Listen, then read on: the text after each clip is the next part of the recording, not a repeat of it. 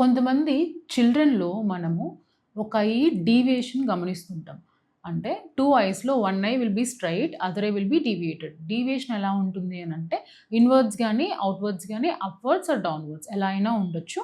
So, దీన్నేమంటామంటే squint అంటాం. మెల్లకన్ను అంటామనమాట. పెద్దవాళ్ళు ఏమంటారంటే చిన్న పిల్లలు పుట్టినప్పుడు కొంచెం ఉంటుంది. అది మెల్లిమెల్లిగా ఏజ్‌తో పాటు తగ్గిపోతుందని చెప్తుంటారు. కానీ ఇది ఏజ్‌తో పాటు తగ్గదు. కరెక్ట్ టైంలో మనం చాలా ఎర్లీగా మనం డిటెక్ట్ చేసి వెంటనే ఆఫ్థమాలజిస్ట్‌ని కన్సల్ట్ అవ్వాలి. సో, పేరెంట్స్‌కి ఏం చెప్తామంటే ఇప్పుడు స్క్వింట్ ఉన్న పిల్లల్లో దాంతో పాటు వాళ్ళేమైనా డీవియేషన్ అనేది పర్మనెంట్‌గా ఉంటుందా? ఐ మీన్ కన్సిస్టెంట్‌గా ఉంటుందా? ఇంటర్మిటెంట్‌గా ఉంటుందా చూడమంటాం. తర్వాత దాంతో పాటు ఏదన్నా వాళ్ళు ఆబ్జెక్ట్‌ని చూస్తున్నప్పుడు కళ్ళు మూస్తున్నారా? లేకపోతే స్క్వీజ్ చేస్తున్నారా? అని గమనించాలి. దాంతో పాటు హెడ్ టిల్ట్ ఏమన్నా ఉందా? ఫేస్ ఒక సైడ్‌కి పెట్టి చూస్తున్నారా? హ్యాండ్, ఐ కోఆర్డినేషన్ ఉందా లేదా? వాళ్ళు డిస్టెన్స్‌ని అసెస్‌మెంట్ బానే చేస్తున్నారా? తర్వాత ఫ్యామిలీలో ఎవరికైనా స్క్వింట్ ఉందా? ఇవన్నీ అబ్జర్వ్ చేయమని చెప్తా.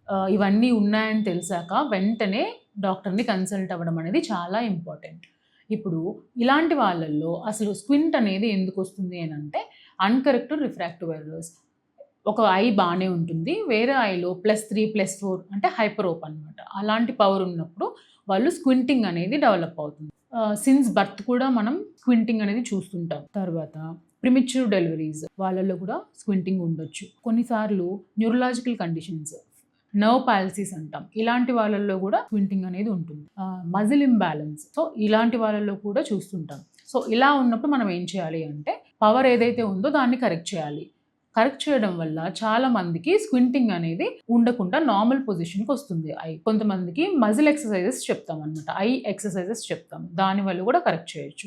కొంతమందికేంటంటే సర్జరీ కూడా రిక్వైర్‌మెంట్ ఉంటుంది. స్క్వింటింగ్ మనం చూసినప్పుడు వెంటనే కన్సల్ట్ యువర్ ఆఫ్థమాలజిస్ట్. ఎర్లీగా డిటెక్ట్ చేసినప్పుడు we can prevent vision loss. ఎందుకంటే ఇలాంటి వాళ్ళల్లో స్క్వింట్ ఉండడం వల్ల విజన్ అనేది తగ్గుతుంది. తగ్గడం వల్ల ఆ ఐ ఏదైతే స్క్వింట్ ఉంటుందో అది లేజీ అవుతుంది కాబట్టి అది పర్మనెంట్‌గా విజన్ లాస్ అనేది ఉంటుంది. సో, ఎర్లీగా డిటెక్ట్ చేయడం అనేది చాలా ఇంపార్టెంట్. Thank you.